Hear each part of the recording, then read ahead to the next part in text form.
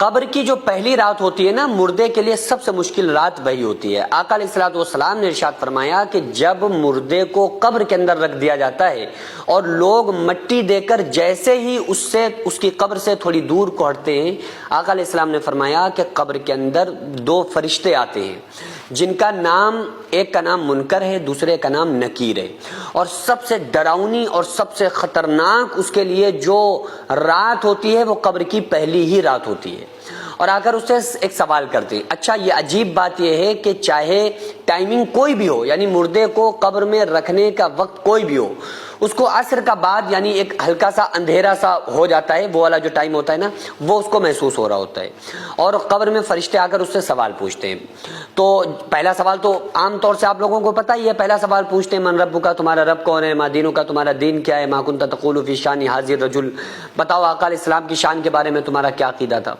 تو اس وقت جو قبر کے اندر مردے کو ایسے ہی اس کی روح کو اس کی باڈی کے اندر لوٹایا جاتا ہے، یعنی کہ ایسا نہیں ہوتا ہے کہ وہ اس کی روح کہیں چلی گئی اب اس سے سوال و جواب ہو رہے ہیں، نہیں نہیں نہیں،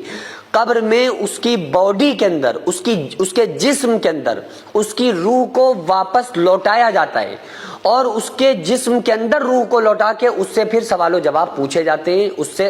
اللہ کے بارے میں، دین کے بارے میں اور آقا علیہ السلام کی شان کے بارے میں اس سے سوال ہوتے ہیں۔ آقا علیہ السلام نے ارشاد فرمایا کہ قبر مردے کو اس طرح دباتی ہے کہ پسلیاں ایک دوسرے میں گھس جاتی ہیں۔ صحابہ فرماتے ہیں کہ آقا علیہ السلام نے انگلیوں میں انگلیاں ڈال کر دکھایا، جس طرح سے میں آپ کو بتا رہا ہوں نا، انگلیوں میں انگلیاں یوں ڈالی آقا علیہ السلام نے، اور فرمایا کہ قبر اس طرح دباتی ہے کہ مردے کی پسلیاں ایک دوسرے میں گھس جاتی ہیں۔ یہ کن لوگوں کو دباتی ہے؟ یہ وہ لوگ ہوتے ہیں کہ جو لوگ فرشتوں کے سوالوں کے جواب میں کہتے ہیں کہ ہائے مجھے نہیں پتا۔ اور یہ کون لوگ ہوتے ہیں؟ آپ دنیا میں کتنے بھی جواب یاد کر لیں قبر کے سوالوں کے، لیکن یہ جواب وہی لوگ دے پاتے ہیں جو ایمان والے لوگ ہوتے ہیں، یہ وہی جواب لوگ دے پاتے ہیں جو اللہ اور اس کے رسول صلی اللہ علیہ وآلہ وسلم کو راضی کر کے دنیا میں زندگی کو گزارتے ہیں۔ آقا علیہ السلام نے بھی فرمایا جب نیک بندہ سوالوں کے جواب دے دیتا ہے نا، تو مردے کے لیے اس کی جو قبر ہوتی ہے پھر وہ 4 فٹ کی نہیں ہوتی ہے، 6 فٹ کی۔ آقا علیہ السلام نے فرمایا مردے کی جہاں تک نگاہ جاتی ہے اس کی قبر کو اس کے لیے کشادہ کر دیا جاتا ہے، اس کی قبر کو اس کے لیے پھیلا دیا جاتا ہے، جہاں تک اس کی نگاہ جاتی ہے قبر اتنی اس کے لیے بڑی ہو جاتی ہے، وسیع کر دی جاتی ہے۔